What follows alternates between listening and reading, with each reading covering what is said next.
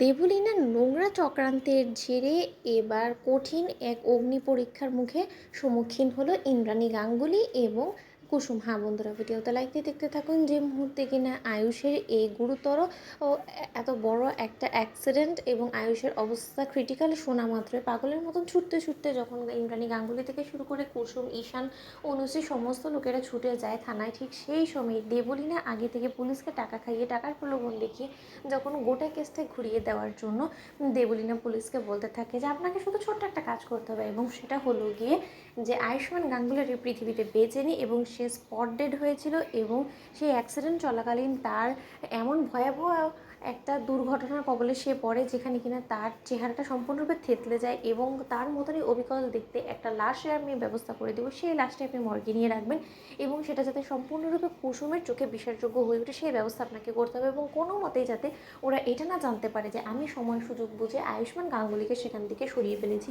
ইন্দ্রাণী গাঙ্গুলি তোমার নয়নের মণি, তোমার গাঙ্গুলি এম্পায়ারের দাবিদার আয়ুষ্মান গাঙ্গুলিকেই যদি আমি সরিয়ে ফেলি, ওকেই যদি আমি জিম্মি করে ফেলি, তাহলে তোমাদের এই গাঙ্গুলি এম্পায়ারটাকে কে সামাল দেবে বলো তো? ওই ঈশান ডাফারটা, যার দ্বারা কোনোরকম কোনো কাজই সম্ভব না। এবার তুমি তো তোমার ছেলের মৃত্যুর শোক কাটানোর আগেই তো আমি তোমাকে সম্পূর্ণরূপে শেষ করে দিব, পথে ভিখিরিতে পরিণত করে দেবো। তখন আমি দেখবো তোমাদের বাড়ির জাদুঘর কী করে এই খবরটা বার করে যে আয়ুষ এখনও জীবিত আছে। কিন্তু বর্তমানে তো এখন খবরের কাগজ থেকে শুরু করে সমস্ত জায়গায় এটাই লেখালেখি হবে যে আয়ুষ্মান গাঙ্গুলি আর এই পৃথিবীতে বেঁচে নেই, আয়ুষ্মান গাঙ্গুলি ইজ ডেড।